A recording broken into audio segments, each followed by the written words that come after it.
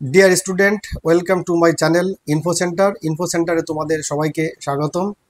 তোমরা তোমাদের রেজাল্ট পেয়ে গেছো, তোমরা তোমাদের র্যাঙ্ক জেনে গেছো। এতদিনে হয়তো তোমরা কলেজটাও হয়তো বেছে নিয়েছো কোন কলেজ তোমরা পেতে পারো।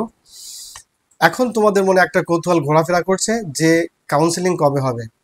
এটা স্বাভাবিক, এটা তোমাদের মনে এই চিন্তা ভাবনাটা আসা খুবই স্বাভাবিক ব্যাপার। কারণ এই যে তোমরা একটা বছর ধরে বা গোটা বছর ধরে তোমরা যা হাড় ভাঙা পরিশ্রম করেছো, যে ঘরের দরজা বন্ধ করে পড়াশোনা করেছো, রাত দিন এক করে পড়াশোনা করেছো, তোমরা যে এই কঠোর পরিশ্রম করে পড়াশোনা করেছো তার ফলশ্রুতি হিসেবে তোমরা আজকে সাকসেস পেয়েছো। এবং এখন আমি তোমাদের সঙ্গে বলবো যে কাউন্সিলিং শুরু হতে হলে রেজাল্ট বেরোনোর পর থেকে কাউন্সিলিং এই যে মাঝখানে কি কি চলতে থাকে, কেন কি দেরি হতে পারে, বা কেন দেরি হয়, বা দেরি হলে কতদিন দেরি হতে পারে, বা এর সাথে আমি তোমাদের সঙ্গে আলোচনা করব যে প্রিভিয়াস ইয়ার অবধি যে কি ট্রেন্ডটা ছিল, অর্থাৎ প্রিভিয়াস ইয়ারে কবে রেজাল্ট বেরিয়েছিল। আমি 2-3টে বছরের এক্সাম্পল তোমাদের সঙ্গে সামনে নিয়ে আসবো যে প্রিভিয়াস ইয়ারে কখন রেজাল্ট বেরিয়েছে আর কাউন্সিলিং কবে শুরু হয়েছে।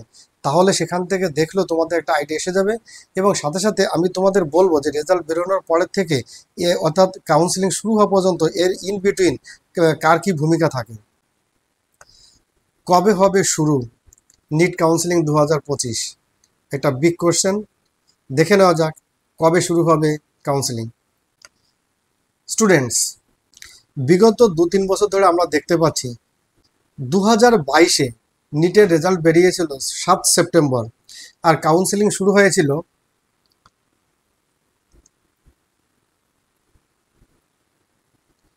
2022-এ নিটের রেজাল্ট বেরিয়েছিল 7 সেপ্টেম্বর, আর কাউন্সিলিং শুরু হয়েছিল 11 অক্টোবর।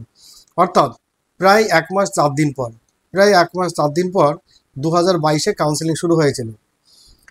2023-এ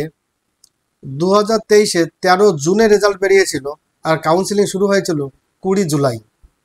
2024-এ রেজাল্ট বেরিয়েছিল 4 জুন, এবং কাউন্সিলিং শুরু হয়েছিল 14 আগস্ট। অর্থাৎ 2 মাসেরও অধিক সময় লেগেছিল 2024-এ।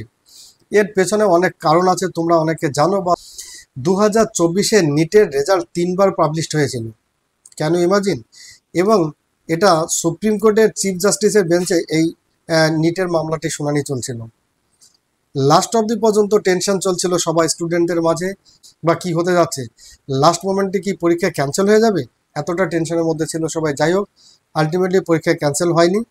অর্থাৎ 2024-এর যে কাউন্সিলিং, 2024-এর রেজাল্ট বেরিয়েছিল 4 জুন, এবং কাউন্সিলিং শুরু হয়েছিল 14 আগস্ট। যেটা আমি বলতে চাচ্ছি, তাহলে এখানে 2 মাসেরও অধিক সময় লেগেছে। এবার তোমাদের ক্ষেত্রে কী হবে? What about 2025? 2025-এর রেজাল্ট কবে বেরিয়েছে? 2025-এর রেজাল্ট বেরিয়েছে 14 জুন।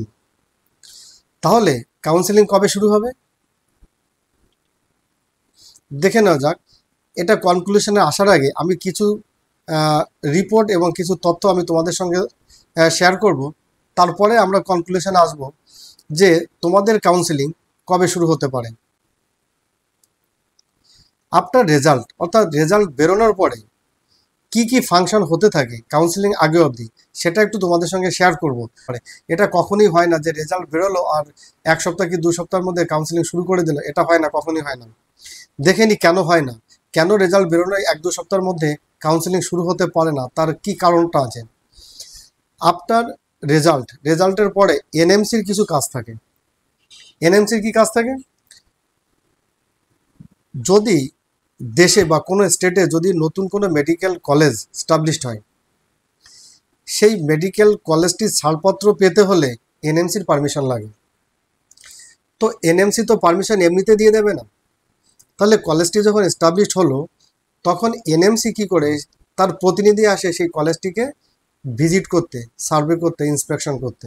ইন্সপেকশন করার পরে যদি তারা স্যাটিসফাইড হয় যে এই কলেজটিতে এমবিবিএস কোর্স চালু করার মতো ইনফ্রাস্ট্রাকচার এবং আদার্স যে ফ্যাসিলিটিস থাকা কথা সেগুলো সমস্ত অ্যাভেলেবেল আছে, তবেই কিন্তু এনএমসি সেই কলেজকে ছাড়পত্র দেবে। আদারওয়াইজ সে ছাড়পত্র পাবে না। তাহলে এনএমসির এখানে একটা বড় রোল রয়েছে। যতক্ষণ না এনএমসি ছাড়পত্র পাচ্ছে ততক্ষণ কিন্তু সেই কলেজ যেমন কাউন্সিলিং ইনক্লুড হতে পারবে না, ততক্ষণে এমসিসি কাউন্সিলিংও শুরু করতে পারবে না। এটা যেমন নিউ কলেজের ক্ষেত্রে গেল, তেমনি ওল্ড কলেজ যেগুলো আছে, এক্সিস্টিং কলেজ যেগুলো আছে, কখনো কখনো কি হয়, সেই কলেজগুলো তারা সিট ইনক্রিজ করে। বিশেষ করে যে সমস্ত কলেজ নতুন এস্টাবলিশড হয়, অর্থাৎ 2 বছর 4 বছর যে কলেজগুলো চালু হয়েছে বা শুরু হয়েছে, ধরে নেওয়া যাক সেখানে 50টি এমবিবিএস সিট নিয়ে কলেজটি চালু করলো। তারপরে এখন তারা সিট ইনক্রিজ করতে চায়, অর্থাৎ 50 থেকে 100টি সিট করতে চায়। তখন তারা কি করবে, তারা এনএমসিকে তারা অ্যাপ্লিকেশন করবে, দরখাস্ত করবে। এনএমসি তখন তার প্রতিনিধি টিম কনসার্নিং কলেজে যাবে। সেম একইভাবে এনএমসি তখন ভিজিট করবে, তার প্রতিনিধি টিম ভিজিট করে যাওয়ার পরে তারা যদি স্যাটিসফাইড হয় তবে তারা ছাড়পত্র দেবে। এখন এই এনএমসি ছাড়পত্র পাওয়ার পরে সিট ম্যাট্রিক্স তৈরি হবে। এটা হচ্ছে কাউন্সিলিংয়ের মোস্ট ইম্পর্ট্যান্ট পয়েন্ট।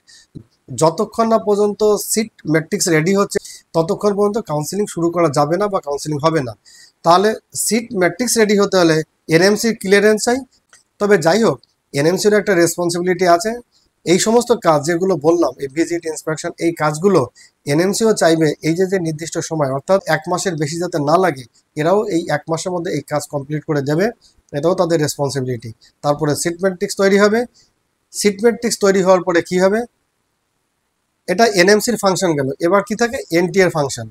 এনটিএ তোমরা তো জানো যে ন্যাশনাল টেস্টিং এজেন্সি, এটা তোমাদের পরীক্ষা কন্ডাক্ট করে, অর্থাৎ নিট পরীক্ষা এবং নিটের মতো এরকম আরও অনেক বড় বড় পরীক্ষা আছে, সেটা এনটিএ কন্ডাক্ট করে। এবার এই এনটিএ পরীক্ষা কন্ডাক্ট করার পরে এনটিএ কিন্তু আর কাউন্সিলিংও করে না, এনটিএর আর কোনো কাজ নেই। এনটিএর নেক্সট কাজ কি, এনটিএ এই রেজাল্ট রেডি করার পরে এই এনটিএ কি করে, রেজাল্ট প্রোভাইড করে all the states and MCC. NTA কিন্তু রেজাল্ট প্রোভাইড করবে স্টেটকে এবং এমসিসিকে কাউন্সিলিং করানোর জন্য।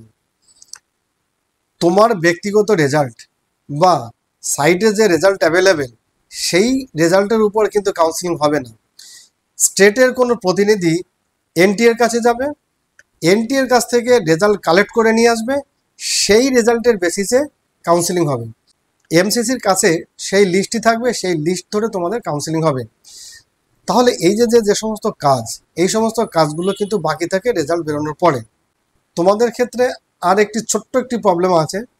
তোমরা যারা একটু খোঁজখবর রেখেছো বা রেখে থাকবে তারা জানবে যে তোমাদের এই অর্থাৎ এই 2025-এর নিটের উপরে মধ্যপ্রদেশে একটি কোর্ট কেস চলছে।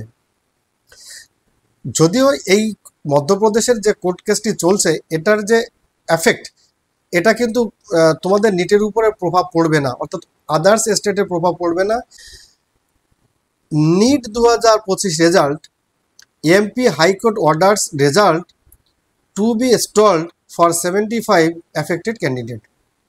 তাহলে স্টুডেন্ট বুঝতেই পারছো, এই 75 স্টুডেন্টের যে রেজাল্ট, সেটা কিন্তু স্টে করে রাখার জন্য বলেছে মধ্যপ্রদেশ হাইকোর্ট। এখন এই ওদের বাদ দিয়ে তো তোমাদের কাউন্সিলিং হবে না, ওদেরও তো তোমাদের কাউন্সিলিংয়ের সঙ্গে ইনক্লুড করাতে হবে। তাহলে এই হাইকোর্ট থেকে কেসটি যতক্ষণ না ডিসমিস হচ্ছে ততক্ষণ তোমাদের কাউন্সিলিং হওয়া সম্ভব হবে না। এখন কোর্টের ব্যাপার, সেখানে যদি তোমার 2 সপ্তাহ লাগিয়ে দেয়, 3 সপ্তাহ লাগিয়ে দেয়, 4 সপ্তাহ লাগিয়ে দেয়, হতে পারে কখনো কখনো যদি 1 মাস, 1.5 মাস, 2 মাসও যদি লেগে যায়, তাহলে কিন্তু তোমাদের কাউন্সিলিং আর একটু পিছিয়ে যাওয়ার সম্ভাবনা আছে। তাহলে যদি ধরে নিই আমরা যে কোর্ট কেস 1 মাস কি 1.5 মাসের মধ্যে যদি মিটে যায়, বা যদি ম্যাক্সিমাম 2 মাসের মধ্যে মিটে যায়, তাহলে তোমাদের রেজাল্ট বেরিয়েছে 14 জুন, তাহলে 14 জুলাই, 14 আগস্ট। তাহলে তোমাদের কাউন্সিলিং শুরু হতে আমরা বলতে পারি যে আগস্টের প্রথম সপ্তাহে হয়তো তোমাদের কাউন্সিলিং শুরু হবে। এখন প্রশ্ন হচ্ছে, এই যে তোমরা 1 মাস, 1.5 মাস থেকে 2 মাস যে টাইমটা পাবে, এখন তোমরা কি করবে?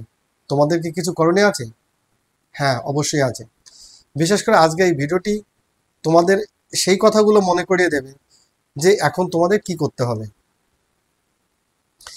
এখন সব থেকে যেটা গুরুত্বপূর্ণ 2টো কাজ আমি তোমাদের বলবো, বিশেষ কিছু নয়, এখন গুরুত্বপূর্ণ 2টো কাজ তোমাদের জন্য আছে। Think about colleges. এই যে তোমরা 1 মাস, এই যে তোমরা 1.5 থেকে 2 মাস সময় পাচ্ছ, এই সময়ের মধ্যে তোমরা কলেজের ব্যাপারে ভাবনা চিন্তা করে নাও, কলেজ সম্পর্কে জানকারি নিয়ে নাও। এটা তো তোমার ইন্ডিভিজুয়াল প্রবলেম থাকবে, তো তোমার সুবিধা মতো কোন কলেজ তুমি পেলে তোমার জন্য সুবিধা হবে, সেই হিসাব করে তুমি একটা প্রিফারেন্সের লিস্ট তৈরি করে রাখতে পারো, বা তোমার র্যাঙ্ক হিসাবে কোন কলেজটি পেতে পারো সেটা চুজ করে রাখতে পারো। প্রয়োজনে তুমি যদি শিওর থাকো যে তুমি এই কলেজ পাবে, শিওর তো হয়ে যাওয়া উচিত, কারণ র্যাঙ্কিংয়ের হিসাবে ইভেন আমিও তোমাদের একটি ভিডিও পোস্ট করে দিয়েছি। সেখানে সেই ভিডিওতে আমি তোমাদের র্যাঙ্ক ওয়াইজে কিন্তু আমি কাট অফ দিয়ে দিয়েছি। সেই র্যাঙ্ক হিসেবে যদি তুমি কম্পেয়ার করো তাহলে তুমি অবশ্যই বুঝতে পারো কোন কলেজটি তুমি পেতে পারো। তাহলে তুমি গিয়ে কলেজটি দেখেও আসতে পারো। এটা যেমন একটা দিক। আরেকটা দিক যেটা খুবই important, ready all the required documents. এই যে টাইম, এই টাইমের মধ্যে তোমাকে কিন্তু স্টেপ বাই স্টেপ ধীরে ধীরে তোমরা ডকুমেন্টসগুলো রেডি করা শুরু করে দাও। কিছু কিছু ডকুমেন্টস আছে তোমাদের কাছে আছে, কিছু কিছু আছে হয়তো তোমার স্কুল থেকে কালেক্ট করতে হবে, আবার কিছু কিছু ডকুমেন্টস আছে যেটার ক্ষেত্রে তোমাকে লোকাল প্রশাসনের উপরে ডিপেন্ড করতে হতে পারে। যেমন ডোমিসাইল সার্টিফিকেট। যদি তোমরা স্টেট কাউন্সিলিং করাতে চাও তাহলে অবশ্যই তোমাকে ডোমিসাইল সার্টিফিকেট শো করাতে হবে। যদি তুমি ডোমিসাইল সার্টিফিকেট প্রোভাইড করতে না পারো তাহলে কিন্তু তুমি এখানকার বাসিন্দা হলেও তুমি স্টেট কোটার যে ফ্যাসিলিটিস, অর্থাৎ 85% কোটার যে ফ্যাসিলিটিস, সেটা কিন্তু তুমি পাবে না। তোমার কাউন্সিলিং কিন্তু তখন ওই 15% কোটাতে, অর্থাৎ অল ইন্ডিয়া কোটাতে চলে যাবে। তাহলে বুঝতে পারছো যে এই ডোমিসাইল সার্টিফিকেট কতটা ভাইটাল। ইভেন এই কাউন্সিলিং হওয়া পর্যন্ত প্রত্যেকটা স্টেপ কিন্তু সবসময় তোমরা খুব সচেতন থাকলাম। যে বিশেষ করে ডোমিসাইল সার্টিফিকেটের ক্ষেত্রে বললাম যে ডোমিসাইল সার্টিফিকেট করতে কিন্তু একটু সময় লাগে। তাহলে এই ডোমিসাইল সার্টিফিকেট বের করার জন্য যে প্রসেস, সেটা তোমরা এখনই শুরু করে দাও। তো স্টুডেন্টস, এই ছিল কাউন্সিলিং নিয়ে একটি সংক্ষিপ্ত ভিডিও। তো তোমাদের মনের ভিতরে যে কৌতূহল এতদিন শুরু হয়েছে, আশা করি এই ভিডিও দেখার পরে তোমাদের মনে কিছুটা হলে একটু স্বস্তি হবে যে হ্যাঁ, আমাদের কাউন্সিলিং কবে শুরু হতে পারে। তো স্টুডেন্ট, আজ এই পর্যন্ত। সবাই ভালো থেকো, সুস্থ থেকো। Thank you.